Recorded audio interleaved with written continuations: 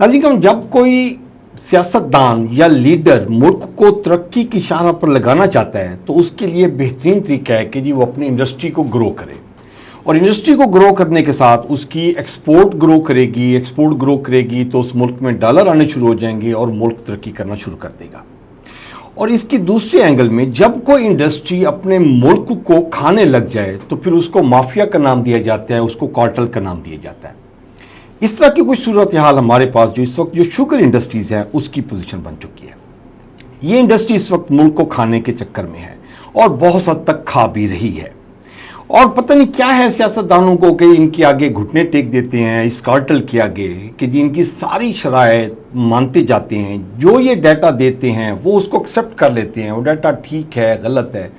तो इसकी बेस पे अभी पिछले साल जो भी इन्होंने कहा गया कि जी हमारे पास इतनी चीनी सरप्लस है तो हमें इसको एक्सपोर्ट करने की परमिशन दी जाए तो डॉलर आ जाएंगे, तो हुकूमत ने कहा जी बिस्मिल्लाह जी आप पैसे कमा लें।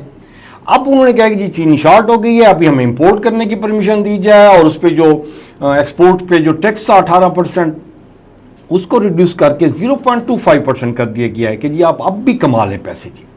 तो ये मुल्क को आवाम को खाने के चक्कर में माफिया, ये इंडस्ट्री जो थी ये 2 मिलों से शुरू हुई थी तो 1948 में। 1960 में ये तादाद 2 से बढ़कर 6 हो गई और फिर 60 से 70 तक ये 6 से बढ़कर 20 हो गई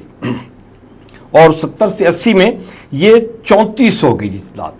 और 80 की दहाई में 26 शुगर मिलें लगाई गईं और पहले 34 थी, 34 में 26 ऐड हो गईं,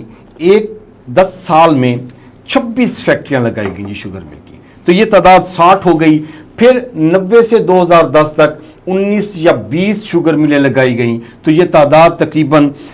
एक डाटा के मुताबिक 72 बन रही है, जबकि फूड अथॉरिटी का जो डाटा है उसमें 85 बन रही हैं, जिसमें 45 शुगर मिलें पंजाब में हैं और 32 शुगर मिलें सिंध में हैं और 8 KPK में हैं। पंजाब में जो शुगर मिलें हैं वो बड़े ख़ानदानों की हैं और सिंध में जो 32 फैक्ट्रियां हैं उसमें से 9 फैक्ट्रियां सिर्फ एक ग्रुप की मलकियत हैं जिसको ओमनी ग्रुप का नाम दिया जाता है। ओमनी ग्रुप मेरे ख्याल में आपको शायद याद हो, सरदार जरदारी जब ट्रायल में थे तो उस वक्त उनका पार्टनर का नाम लिया जा रहा था कि जी ओमनी ग्रुप में मनी के जो ट्रांजेक्शन्स के जो मैटर्स थे उसमें ओमनी ग्रुप का नाम लिया जाता था। तो एक ग्रुप की 9 फैक्ट्रियाँ जी।